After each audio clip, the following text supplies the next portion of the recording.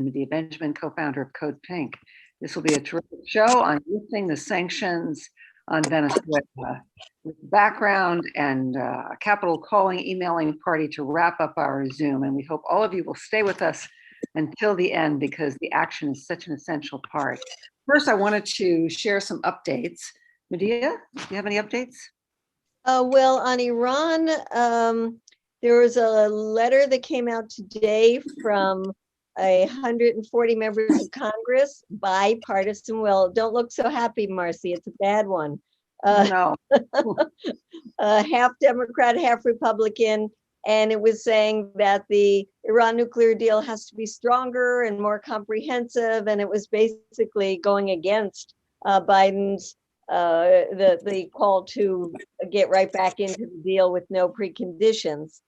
So that's bad. And there's even a worse one that's going to be coming out by Menendez very soon from the Senate. So we are pushing back against those by contacting the Democrats who signed on and say, why the heck are you sabotaging your own president's return to a nuclear deal that was working? And then on the positive side, the head of, I think it was the foreign minister of Ireland, went to Iran to meet with Rouhani, the president there, and talk about what they could do to get this deal going again. And that's kind of an end run around the British and the French, who are really not helping very much to get the deal back in both countries back into compliance. So that's a good thing. So anyway, it's just constant manipulations. And it turns out that these two letters, ones that were signed by in the House and coming out in the Senate, were orchestrated by AIPAC, the Israeli, the US lobby group that's pro-Israeli government. So we have a lot of work to do to push back. Absolutely. Thank you. Medea. Hanieh, do you have an update? Absolutely. So we have been working on a petition in collaboration with Hassan El-Tayeb, who's the legislative manager for Middle East Policy for Friends Committee on National Legislation. And we are telling the Biden administration to lift sanctions for COVID relief. I know we've talked about this, but this on our previous calls before, but this petition will be launched hopefully by next week or possibly even sooner. So we are looking for organizations to help us co-sponsor and get the word out. Obviously, the more signatures we have on this, the better. I'll share our form with you all. So whoever has an organization that wants to join and partner with us, you're more than welcome to. Well, pretty much what we're asking President Biden, Vice President Kamala Harris, Chief of Staff Ron Klein, Secretary of State Anthony Blinken, Secretary of Defense Lloyd Austin, Janet Yellen, who is the Secretary of Treasury, and Secretary of Commerce Raimondo, to do is to issue worldwide temporary general licenses to allow countries and location sanctions by the U.S. to receive the aid in relation to medicine and medical supplies and vaccines during COVID. And some of the countries that we're very concerned about, and not limited to, happen to be Iran, obviously, Syria, Venezuela, North Korea, Sudan, Zimbabwe. And so we're hoping to, again, push for as many signatures as we possibly can and go from there. But that's all I have, and I'll hand it back to you. Thank you, Hanieh. I wanted to update us on, let's see, the AUMF. There are two bills that have been introduced, one in the House, obviously one in the Senate, to repeal the AUMF, and Biden has said that he is open to doing that. How seriously we take him at his word is another issue, but we do want to support any effort to repeal it. We have a new portal at CODEPINK Congress. If you go to our site, it's a toolkit and it lists some of the legislation that we are following. So I invite you all to look at that, and we'll probably share more of that with you next call. I also wanted to mention that in terms of the drone strikes, you know, they increased exponentially under Trump, although he told the CIA not to report civilian casualties or even the number of drone strikes. So there was no transparency. And now apparently Biden has told the CIA that we must be much more careful about this. And all authorizations must go through Jake Sullivan, the National Security Advisor to Biden.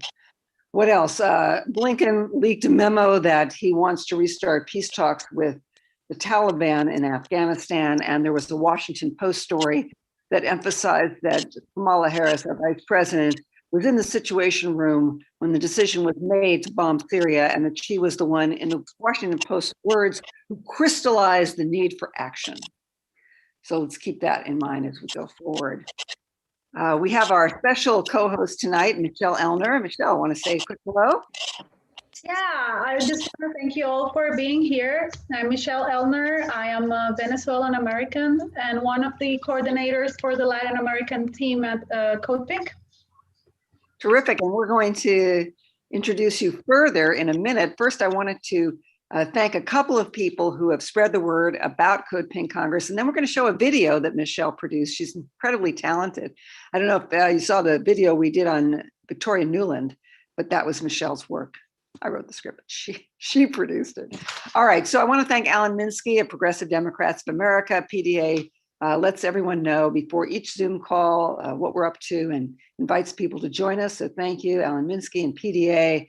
I want to thank Eric Mann, who just hosted a terrific show on Pacifica's network, and we'll send out the link on the Google group when we have it, interviewing Leo and myself and strategizing with us about how to get these sanctions lifted. Additionally, I want to thank Rachel Brunke and Frank Dorrell. They are organizing the Cold War Truth Commission. Rachel, are you with us? Yes, you are. Rachel, why don't you go ahead and let us know a little bit about what you're organizing? Hi, great. Hi, Marcy. Hi. Hi, Medea. Hi, Leonardo. So Sunday, March 21st, it's going to be pretty much an all-day event from 1 to 7, 1 to 8 maybe, Pacific time. We're going to be holding the Cold War Truth Commission and as we say, putting the Cold War on trial. And what we're saying is that we are calling the Cold War in its entirety the third great crime of American history, after the enslavement of Africans and the people and the land stealing and genocide against Indians. That the Cold War is that big of a story, and that it didn't end, it's not over, and we're putting it on trial. So we're pretty excited with the response. And CODEPINK is going to, thank you very much. I organized with CODEPINK in San Pedro also. The response has been pretty phenomenal. We're going to have many, as we're calling them, testifiers. Daniel Ellsberg will be coming on and testifying. Medea will be testifying on Africa and the Cold War's thwarting of African liberation struggles. Kathy Kelly will be testifying, Brian Wilson, Ron Kovic, David Swanson, Norman Solomon, many others. I could go on in the list, but what I'll do is I'll put it in the chat, and please join us, because we're might have time for public testimony, people coming on the call also, but we're going to be asking for testimony in the chat and of people's experience with the Cold War. So taking this one on. And lastly, just pretty exciting with CODEPINK Congress is that we're asking everybody to, before they get on the call, before they come on to the event, to contact their congressperson, let them know that they will be on this event, putting the Cold War on trial, asking for their congresspeople to either come or someone from the staff, but letting them know that if people are truly sincere about wanting to know what happened on January 6th and what is going on with our country, that we feel that this day will provide a lot of answers. So and once again, Rachel, what is the date of this Cold War Truth Commission? The date is Sunday, March 21st. Terrific. And I'll put it in the chat. Absolutely. And we'll continue to let people know about the event. And while you're on the subject of Congress members, I do want to urge everyone, I imagine most of us know who our representative is, but but some may not. You may have just moved or whatever. So please find out who is your congressperson if you do not know, and also find out who is the person at that Congress member's office and at your senator's offices who deals with foreign policy. Try to establish a relationship with that person. Also, I wanted to encourage anybody who lives in Gregory Meeks's district or in Menendez's state of New Jersey, please email me if you want to get involved. We need you with us at the grassroots level. Marcy, M-A-R-C-Y at codepink.org. All right, let's go to the video of that Michelle Ellner, our co-host tonight, produced about Venezuela to give us a little bit of background before we listen to our speakers. So Mary, if you could pull up that video, that'd be terrific. Sorry, 1 second. All right. I always forget to do share with sound.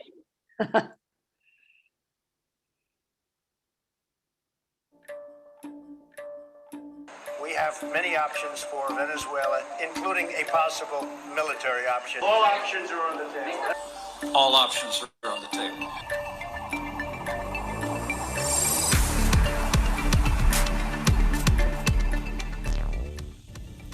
Soon after Socialist President Hugo Chavez took office, the U.S. began promoting regime change in Venezuela. For over a decade, the U.S. government has imposed over 150 unilateral coercive measures, also known as sanctions. Unilateral sanctions, blockades, and embargoes have a long-standing history. Spoiler alert, they don't work. In 2015, the Obama administration laid down the groundwork for a financial blockade against Venezuela, with an executive order declaring Venezuela an unusual and extraordinary threat to the United States. Venezuela a threat to the largest superpower on earth? Really? Then, just 6 months after Trump took office, he went beyond Obama's measure by sanctioning the Venezuelan government, the state oil company PDVSA, and its US affiliate, Citgo.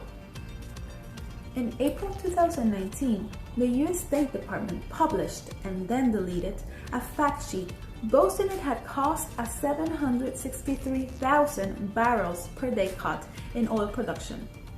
Economist Francisco Rodriguez estimates that the 2017 sanctions cost the Venezuelan government $17 billion a year in lost oil revenues, and that this year's oil sanctions will cost an additional $10 billion. Sanctions is the strongest and most credible explanation for this behavior in the production of Venezuelan oil.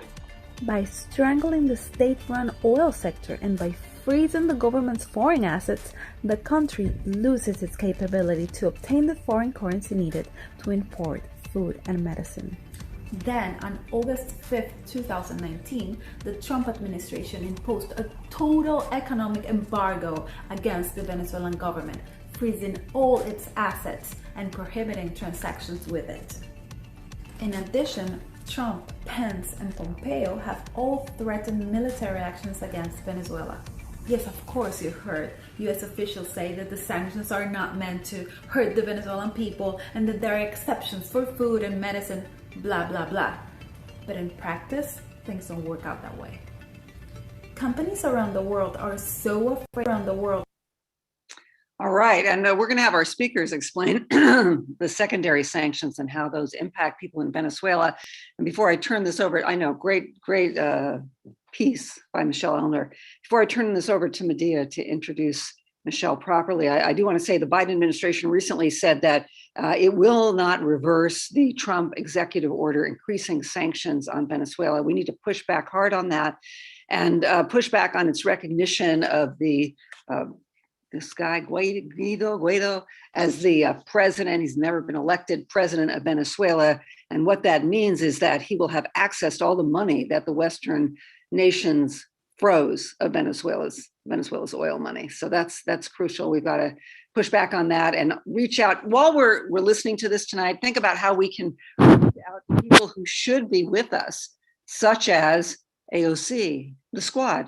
You know, Ilhan Omar has been good, but the rest have been largely silent or saying that they want to follow the leadership of the Democratic Party. Why? I don't know. So we'll strategize at the end, but for now, Medea, go ahead.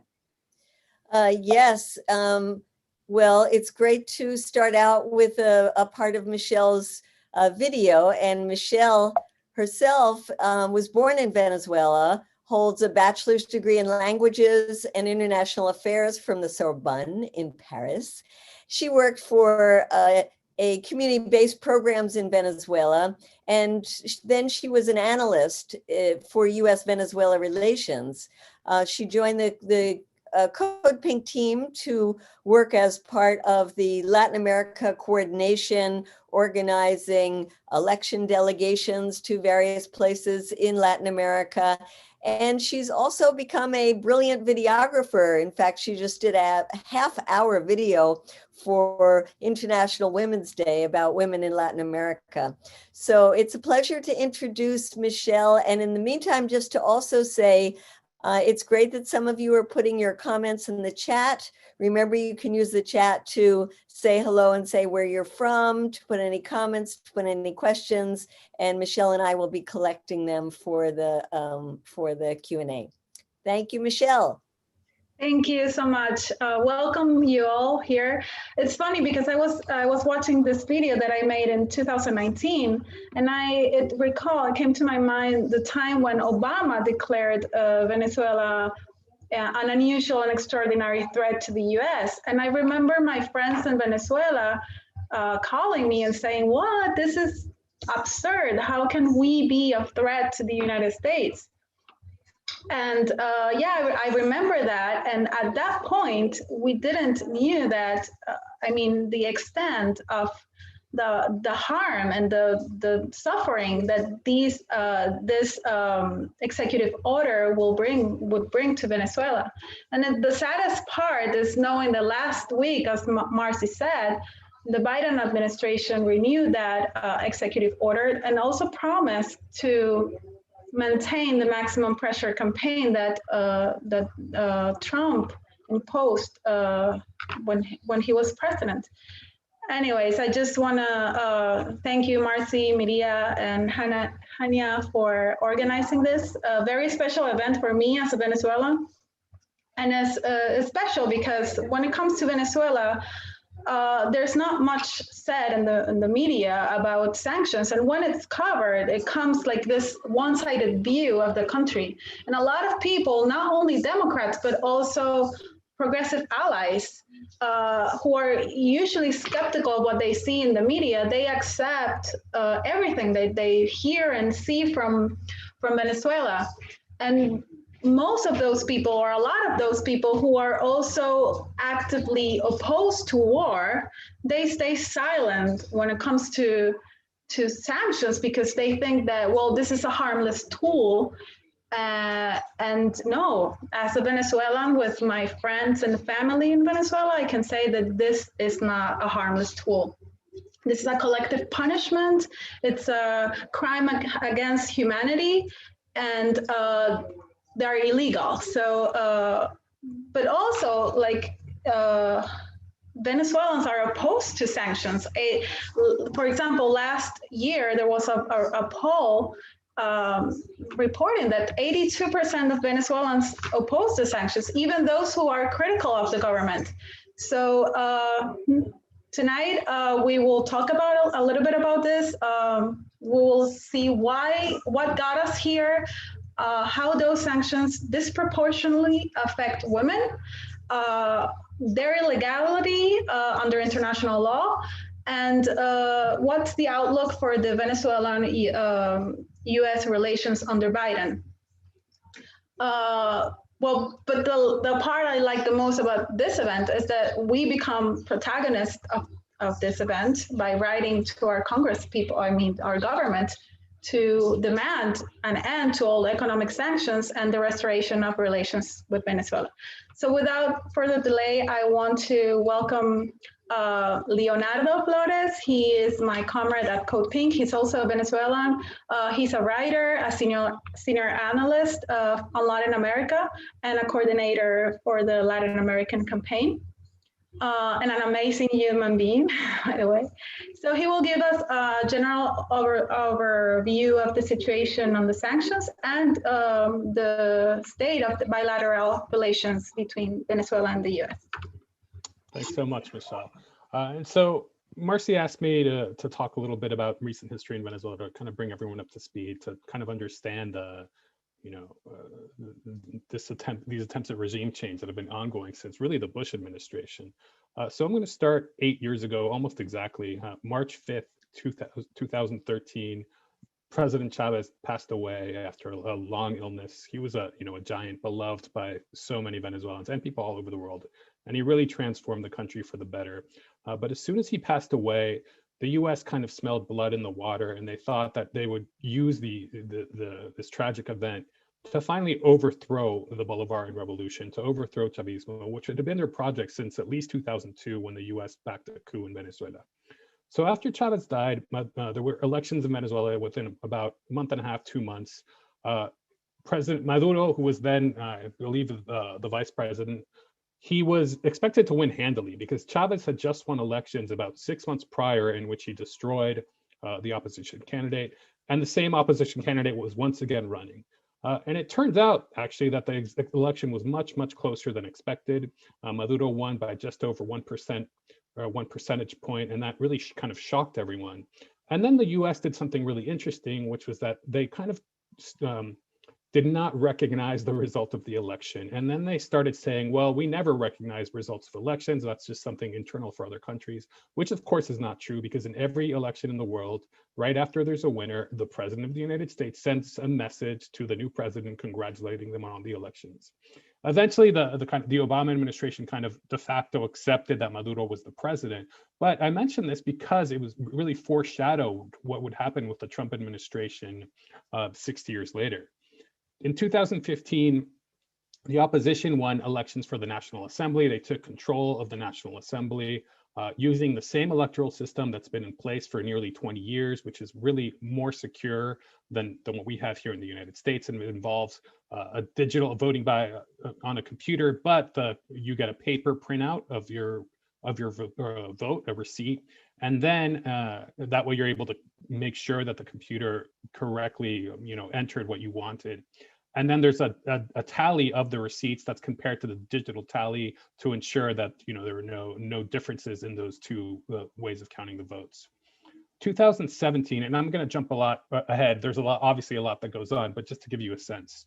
So 2017 was an interesting year because following months of kind of very violent right-wing protests, and when I say violent, I mean very violent. We had protesters who had homemade explosives, homemade bazookas. They booby-trapped streets, including putting barbed wire across lampposts to decapitate people on motorcycles, and that happened.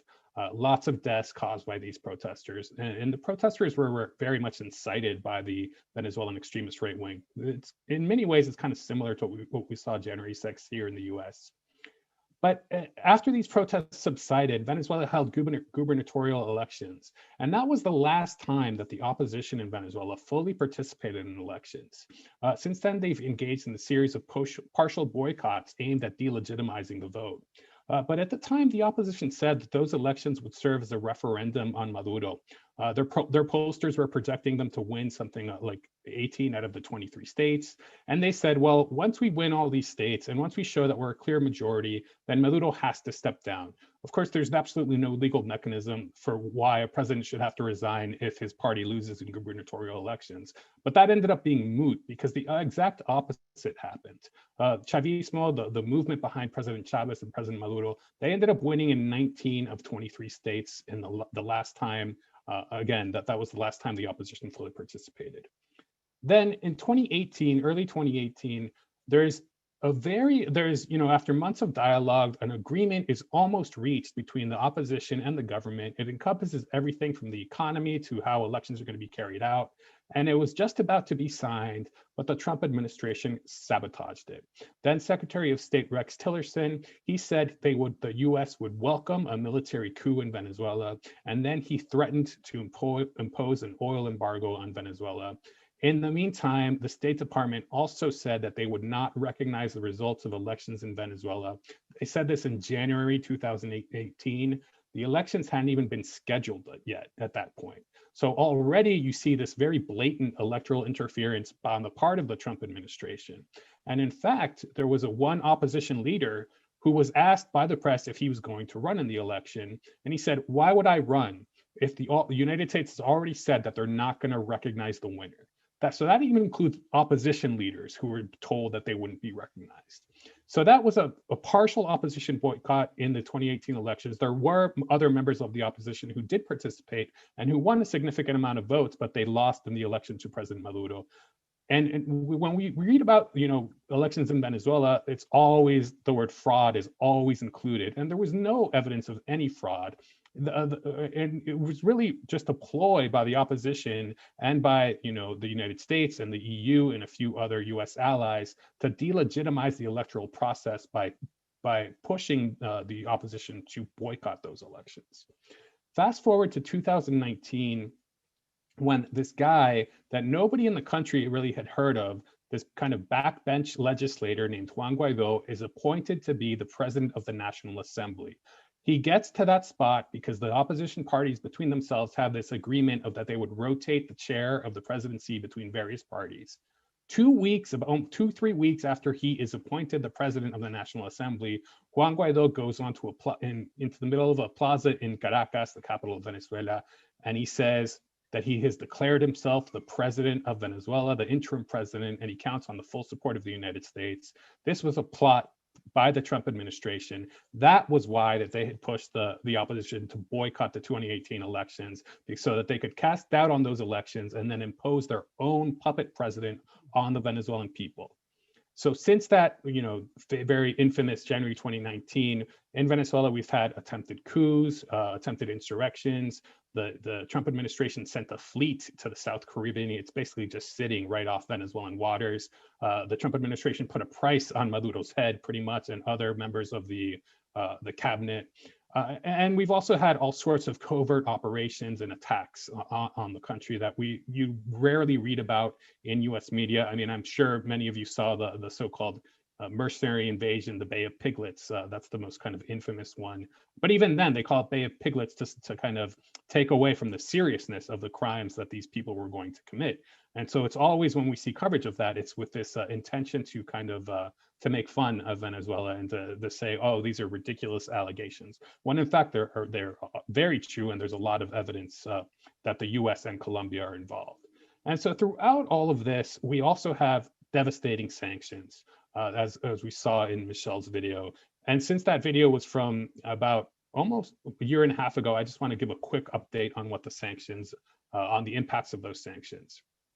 According to Venezuelan economist Pascualina Curcio, the estimated cost of what's called the economic war on Venezuela, of which sanctions are a key component, it's cost the Venezuelan economy $194 billion.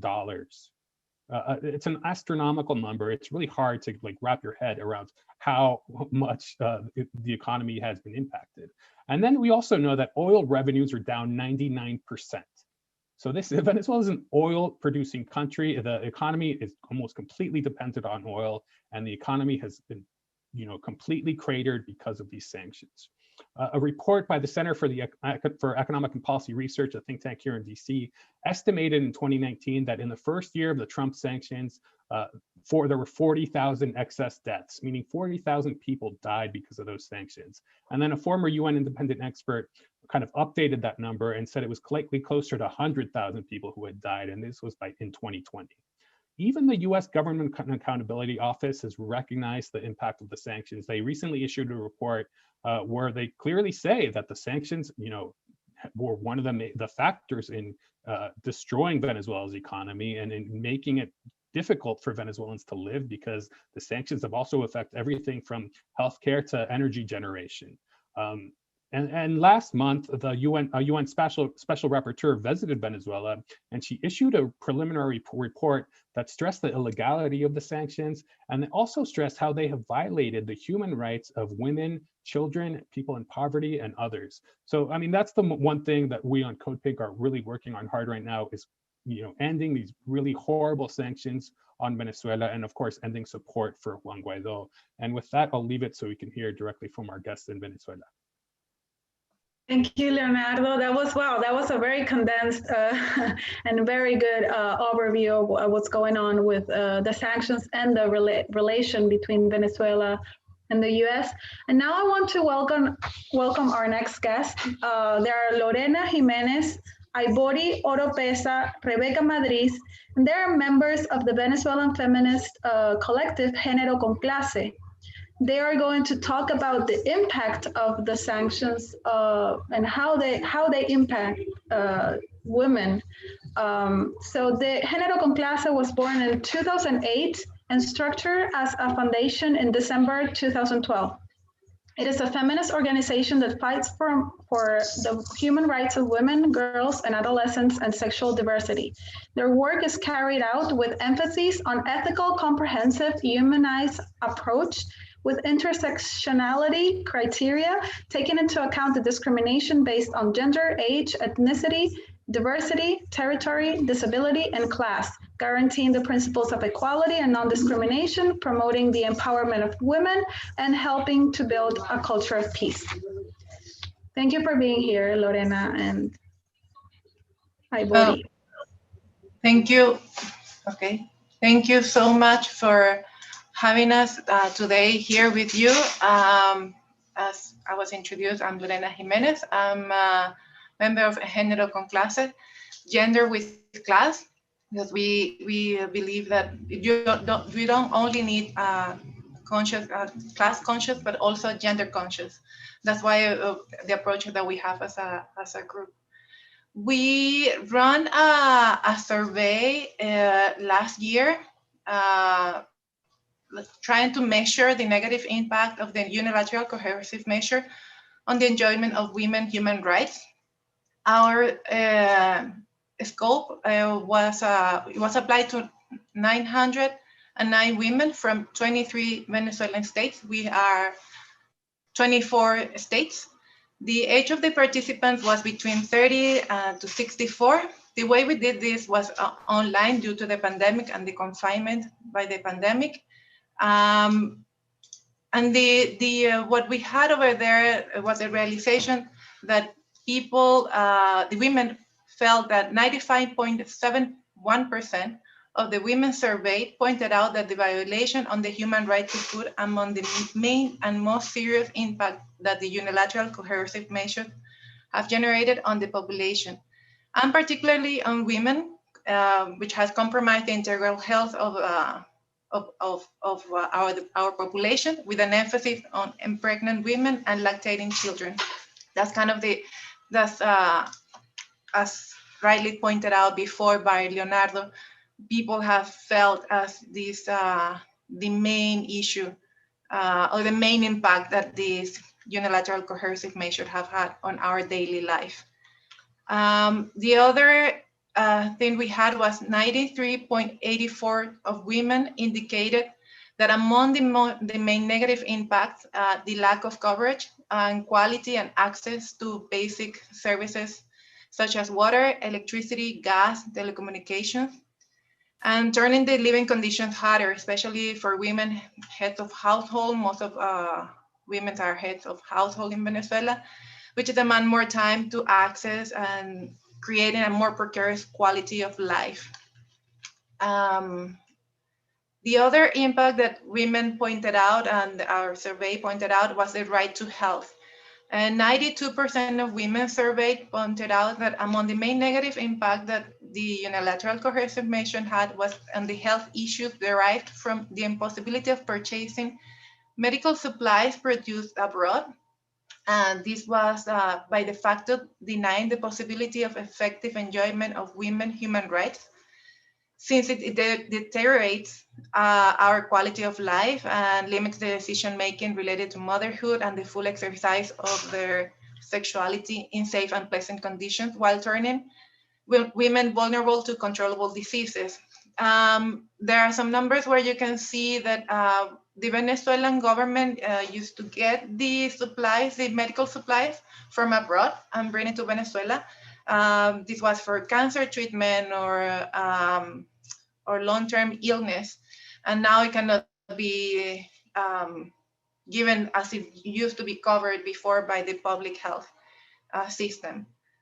So that was kind of like one of the impact, the third impact that the women were pointed out as the main issue of the unilateral coercive measure. The other thing that they pointed out was the increase in unpaid care work.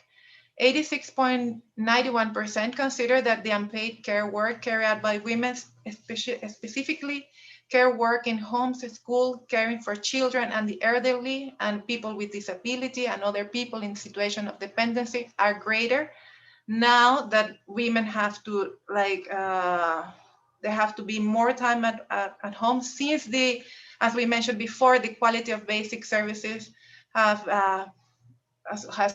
decreased.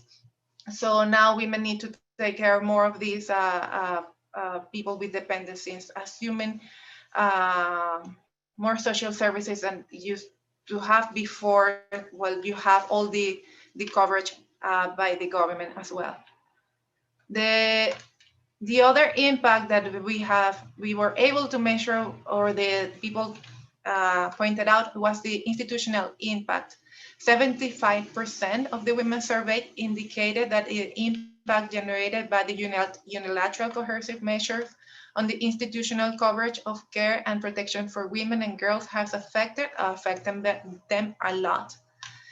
This, we infer a direct relation between the increase of unpaid care work that we mentioned before and the decrease in the institutional capacity, which now it became a private problem that falls exclusively on women, and particularly those in the poorest condition. The other impact was 73.37% of women surveyed highlighted that among the main impact is on the right to health, as I mentioned before, due to the lack of supplies of medicines for treatments for cancer, HIV/AIDS, cardiovascular diseases, affecting the quality of life and their quality of life and their relative, especially those that are dependent on these women. The other impact that it was highlighted was that 47.63% of women consider that the exercise of their sexual and reproductive rights have been affected since before the sanctions in 2015, as it was rightly pointed out by Leonardo and the video. The 65% of women on reproductive age had universal coverage for their sexual rights and reproductive rights. So right now there are shortages of contraceptive, and high prices has been a constant since the beginning of the sanctions and the illegal blockade. So, but we have also had the notice due to this survey that the differentiated impact that this has on women with disability. Among the women are the most vulnerable ones at this point, but women with disability or some kind of disability, or with people with disabilities in their care, because there are other kinds of category that they are in the country, has been the most affected ones during since the unilateral coercive measure started in 2015. Until 2014, there was an optimal and regular free distribution of supplies and technical aids necessary for different types of disability. especially motor and hearing, such as wheelchairs, crutches, canes, hearing aids, among others. Currently, these are very difficult to access since most of them used to be bought by the Venezuelan government to the people with disability, especially to women with disability. These are that has undermined the quality of life and the right to health of this population, as mentioned it before. Also, these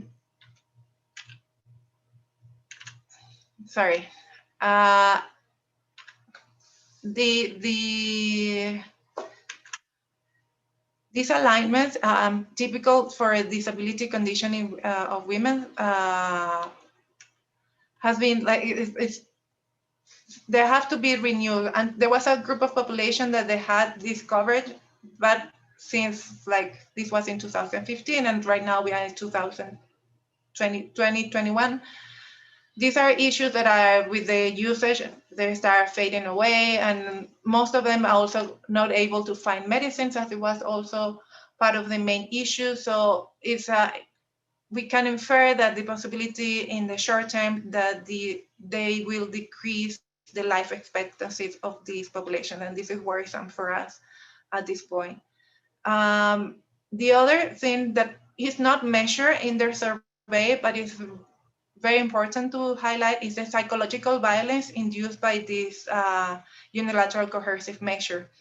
It's today in Venezuela an expression of the structural violence that goes through the other forms of violence, since finding food and finding medicine and being really hard to live, and then finding gas, and then sources of livelihood. It gets a really pressure on the people, and like what they say when they impose this unilateral and illegal blockade on the country. Thank you. Sorry, am I taking too long? Well, yeah, we wanted to a little sorry, bit. I'm sorry. So, well, thank you so much for having us here. We just wanted also to highlight that after that the U.S. Congress approved the Act 113-278 in 2014 was kind of the main issue that issue all the other executive orders. So I guess that's where we wanted to highlight as the main part of the I guess your work that they want to carry out on the Committee on Foreign Relations in the Senate, and that's kind of the genesis of what we think it is the beginning of the blockade as it is at this point. Thank you, Michelle. I'm sorry I took so long. Thank you. It's okay. No, thank you. Thank you for your presentation, and for all the numbers that we don't know. We ignore most of this, and we don't understand that women are the most vulnerable group. Yes. That bear the brunt of the damage caused by the sanctions. So thank you so much. I just want to say hello to everybody who's in the chat saying where they're from. There are people from Venezuela, from every part of the world. Just encourage you to ask your questions via the chat, and we will see them at the end. And now I want to welcome our next guest, Carlos Ron. He's the Venezuelan Vice Minister of Foreign Affairs for North America and President of the Simon Bolivar Institute for Peace and Solidarity Among People. He was the former Chargé d'Affaires of Venezuela in the US until 2008. Carlos is like part of the family. Every time he never declines an invitation made by CODEPINK, so we appreciate that very much. Carlos will talk with us a little bit about the legal aspects of the sanctions, how they violate international law, and the effects of the overcompliance. And this is very important because a lot of time I come across people that say, well, I'm not going to say anything about this because I don't like Maduro. I think Venezuela can have a much better leader. And besides, there are exceptions on food and medicine, so whatever. But it's not a matter of liking or not liking a president. It's a matter of not allowing our government to infringe on the international rule of law. But also we need to understand that in reality, those exceptions are made meaningless by the overcompliance that Carlos will talk about right now. So welcome.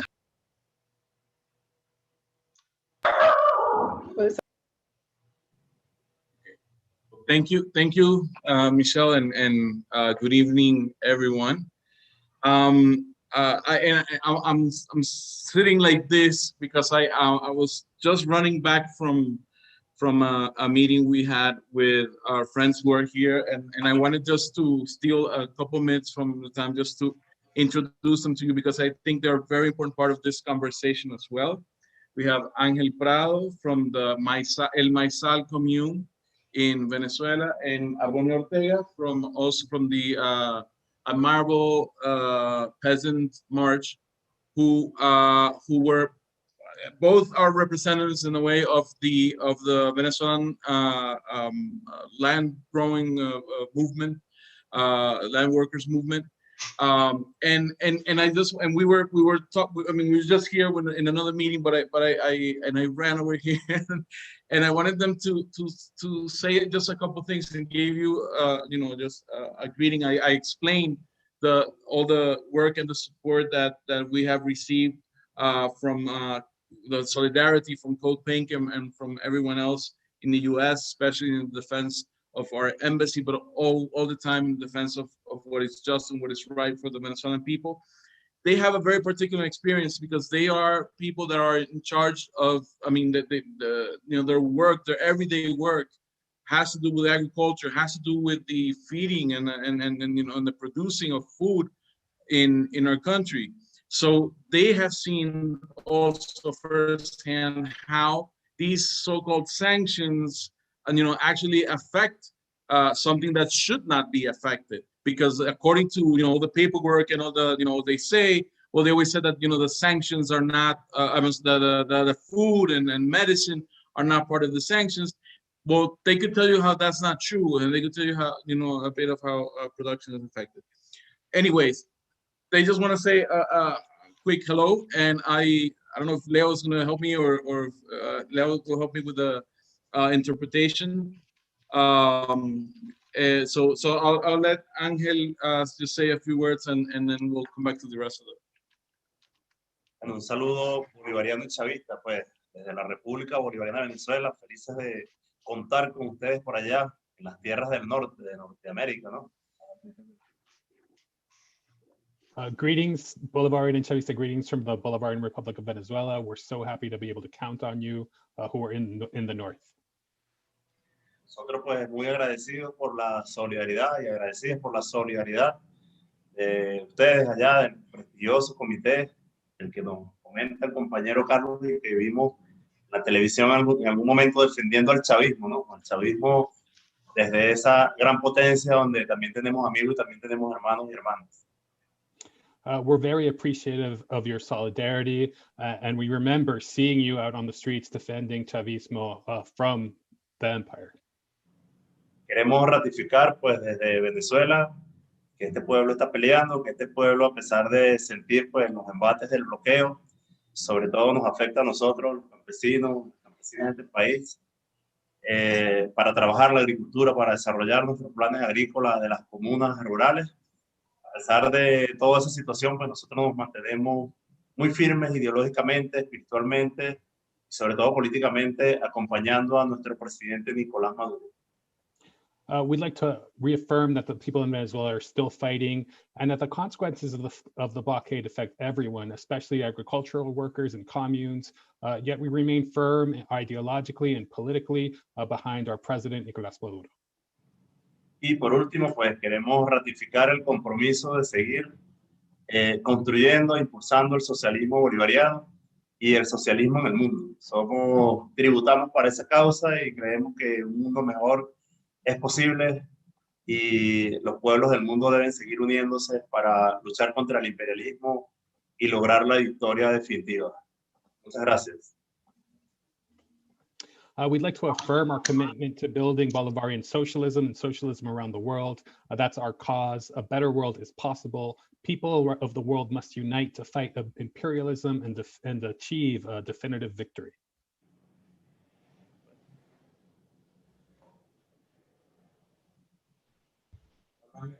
Bueno, un saludo a todos esos compatriotas y hermanos de lucha, ¿no?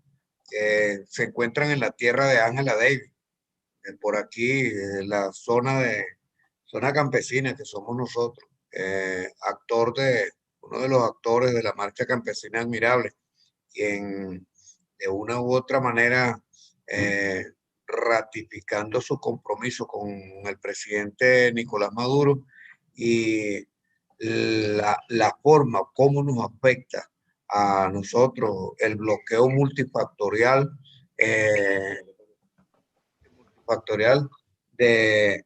por parte de los Estados Unidos, ¿no? Del gobierno de los Estados Unidos. No. So greetings to all of our siblings and comrades in the struggle who are in the land of Angela Davis. We're from a rural area, part of the peasant movement, and we affirm our commitment to President Maduro. And, you know, we're facing a multifactorial blockade imposed on us by the U.S. government.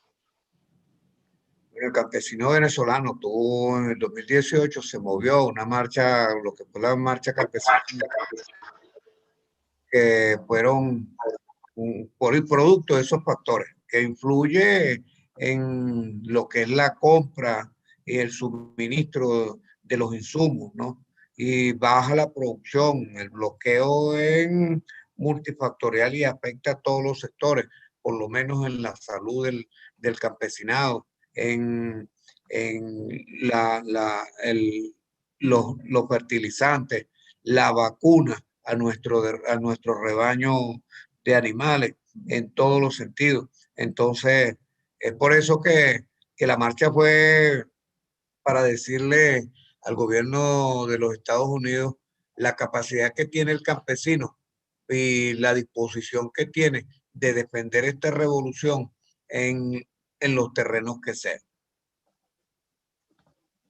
So Venezuelan peasants engaged in a march in 2018 as a result of the blockade.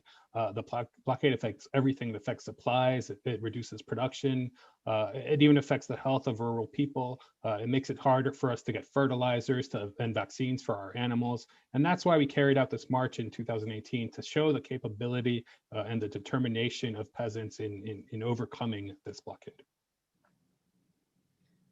Bueno, complacido de por lo menos transmitir ese saludo hacia ustedes y darle esa manifestación de lo que nos afecta este bloqueo multifactorial. Muy agradecidos y gracias a todos y que esto se multiplique por todo el mundo, esta solidaridad que ustedes vienen haciendo, ¿no? We're very happy to transmit these greetings to you and to tell you how we're affected by the blockade. Thank you so much to everyone. We hope this amazing amount of solidarity becomes multiplied throughout the world. Well, thank you.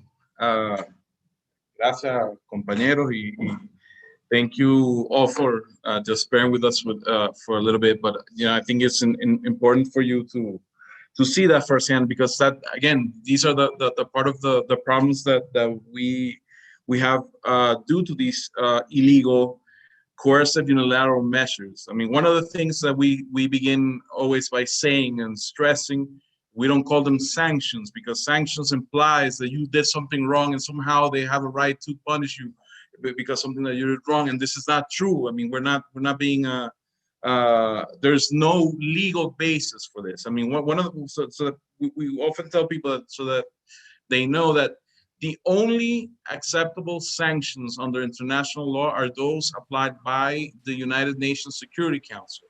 Anything else is a unilateral measure, which is illegal, which is it could constitute an act of war. And when you have consequences, such as the consequences you have here in Venezuela, where you have that we say, you know, there's it's a form of collective punishment, where a whole population is affected because of measures taken by another government.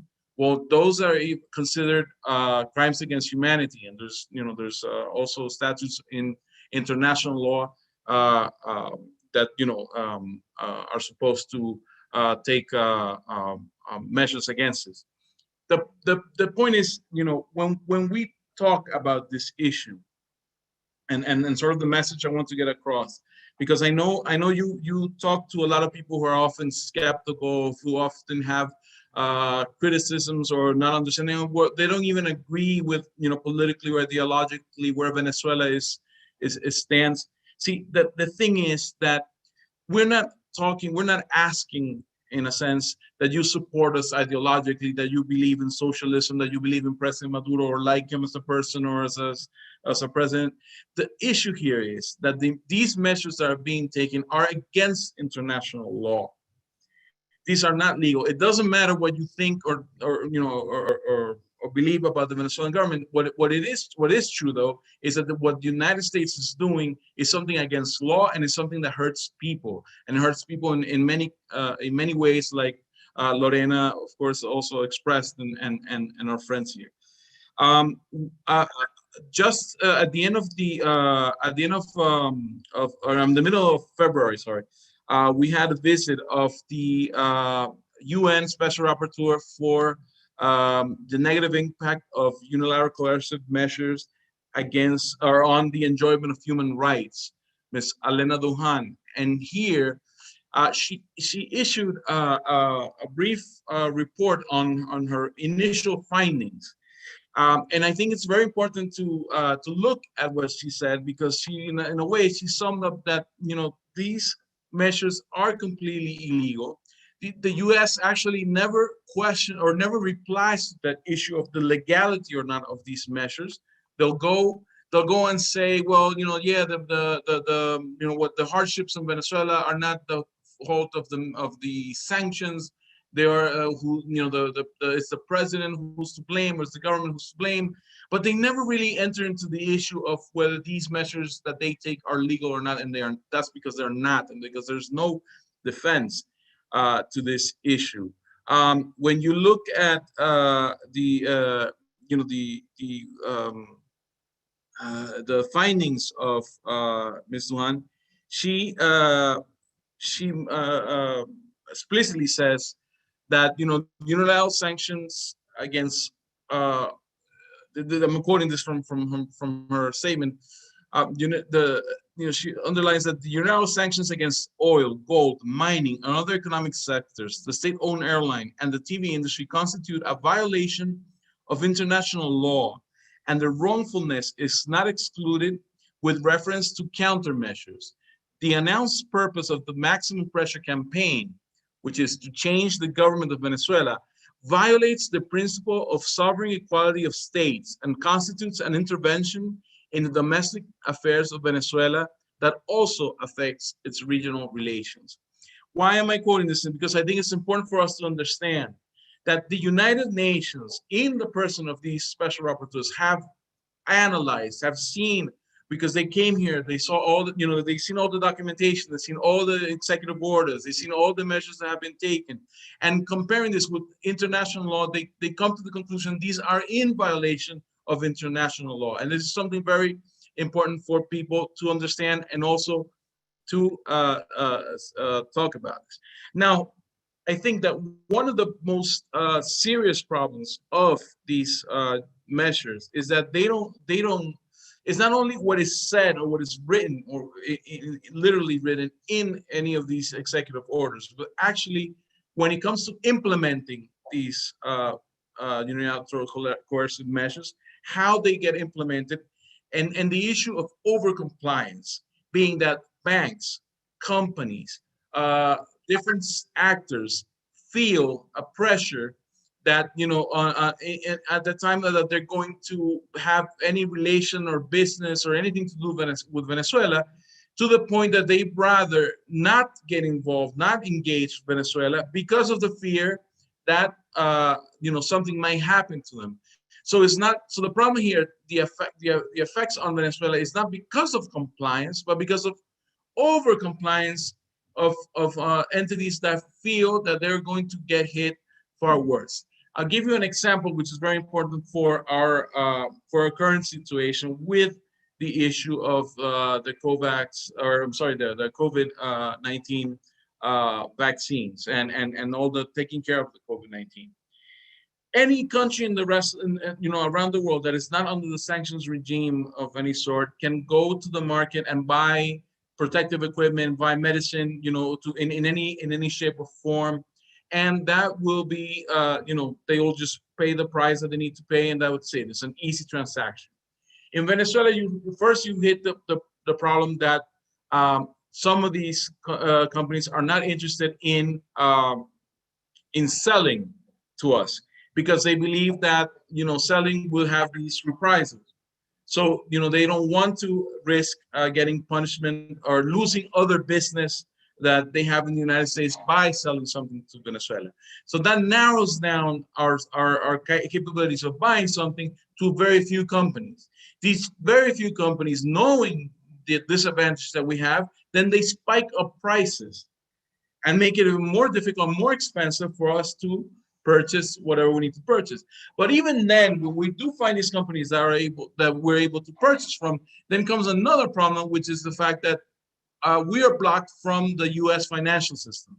So transactions such as, you know, a deposit or you know, just a payment are blocked within the banking system. We may send the payment and it could be frozen, it could be sent back. Right now we have around the world, but mostly in the U.S. Financial system, we have around $7 billion that are literally frozen. This is money from the Venezuelan people, it's money from the Venezuelan state that we cannot move, we cannot use to purchase medicine or to do anything that we want, because they are under this blockade. So, and this is, again, this is not because it says explicitly on any of the executive orders, you have to, you know, ban Venezuelan transactions, but rather because it says that if, they've issued warnings. They started the first warning in 2017, where they said any money coming from the Venezuelan state, from the Venezuelan government, could be product of illicit activities. Therefore, you should be careful of how you handle the money, and you should make sure that you look into those finances so that you can verify where it comes from. What that implies is we had banks accounts closed, we had again these accounts frozen, all these difficulties, so that we were able to somehow carry out normal purchases and normal transactions on behalf of the Venezuelan government. Why is this important? Because for anytime you approach the U.S. government on this and you say, well, look, the sanctions are affecting the Venezuelan people, the sanctions are hurting how people are getting fed, how people are getting access to medicine, they'll say, well, no, that's not true, because in the sanctions there are provisions that say that healthcare, medicine, food, these are not supposed to be sanctions. But that's not true, because fine, they'll say that food is not on the sanction list, but when you realize, like our friend said, that they can make a purchase of fertilizer, then you're blocking food production. If the gasoline gasoline components can enter the country, you're blocking food production in a sense as well. So these are issues that take place. And in the when you look at there's letters that have been written by the by members of Congress. There's one letter on February 11, 2021, which literally says the following. This is promoted by Ilhan Omar and Chuy Garcia, and Elizabeth Warren. It says, existing protocols and licenses have proved woefully insufficient to meet the enormity of the challenges shared by the people around the world in the face of the pandemic. Even when licenses and humanitarian exemptions are available, moreover, there is a persistent problem of over-compliance, particularly from the financial sector. This has led to catastrophic humanitarian consequences in various parts of the world. This is not Venezuela saying this. This is a group of US lawmakers recognizing that this is an issue. The GAO report that was commissioned by House Foreign Affairs Committee by Gregory Meeks also said that, called the attention to the impact, the negative impact of these sanctions. And I quote, according to the experts we interviewed and literature we reviewed, US sanctions have had a negative impact on the already declining Venezuelan economy. Due to the US sanctions, fewer buyers are willing to purchase Venezuelan crude oil, and those who do will only purchase it at heavy discount. In addition, Venezuela now has to transport its crude oil to countries farther away than the United States, which increases transportation costs. And as a result, the Maduro government is collecting less oil export revenue by selling less crude oil at a higher cost and a lower price. Sanctions has also affected the availability of diluents needed to blend Venezuelan heavy crude, which Venezuela previously imported from the United States. This is important, again, because if we don't have fuel, it also has an impact on how we produce food, how we tend to emergencies, how we can get around the country. Again, the issue here, and what I want to leave you, and of course, I'm sure we'll have questions and answers that we can hopefully reply. But the big issue here is these measures are illegal. These measures are against international law. There's no legal basis under which these measures can be taken. We have to go back to diplomacy or to another way of interacting with the United States, but the United States government cannot keep on exerting this type of pressure on the people of Venezuela, because this is not hurting one group, this is not hurting one person, this is not hurting one president, this is hurting a whole general population, and this is something that is simply not fair and not just. I'll leave it at that, and whatever you open to any questions that you may have. Thank you. Thank you so much, Carlos. Thank you so much for that treat you gave us. Please say hello to los comuneros, our compañeros. Tell them that I will love to be in Maizal soon. I saw the act commemorating the anniversary of the Maizal. It was very moving for me. So anyways, I just want to encourage everybody to stay so we can do an action. Also, please, Lorena, Carlos, Leonardo, please put your emails, and if you have webpage or social media handles that we can follow you, and we can, Marcy, you can take it up from here. Thank you so much, Michelle and Carlos, Lorena, Leo.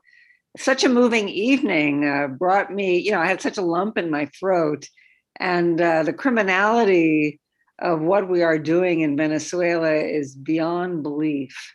So I urge everybody on this call, if you have questions, yes, go ahead and ask them. They're posting information in the chat. You can always email Leo at CODEPINK. Leo, you'll put yours in the chat as well. We're now going to move to our action portion. We have 104 people on the call. Marcy, before we do that, can we thank our guests by unmuting and just giving them a big clap and a gracias? So muchas gracias.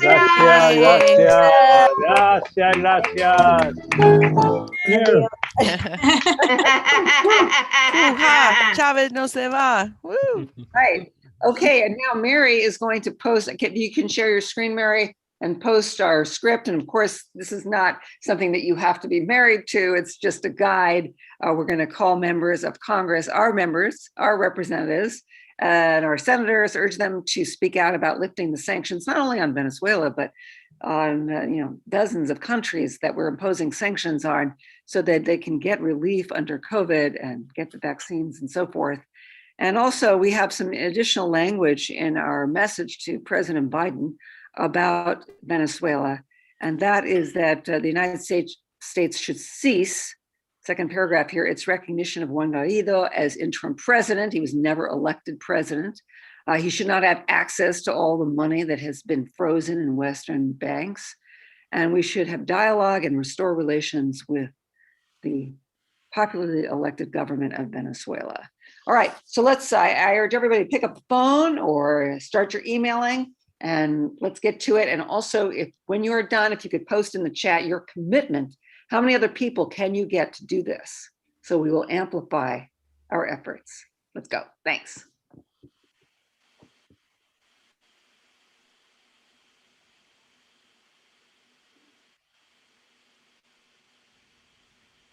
So does everybody understand what we're doing?